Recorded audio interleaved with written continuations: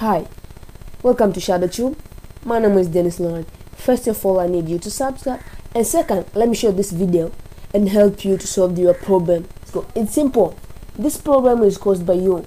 When you translate your YouTube channel to another language, it causes these main three things: gear setting on your channel, a pencil setting of your channel art, and a pencil setting of your YouTube logo will disappear if you translate.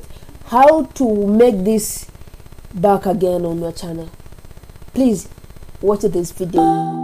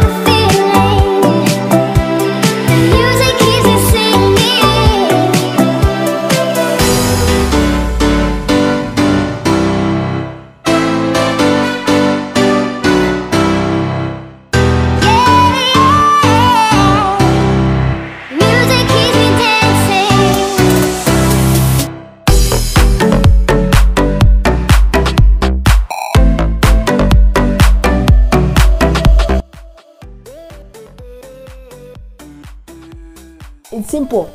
This problem is caused by you.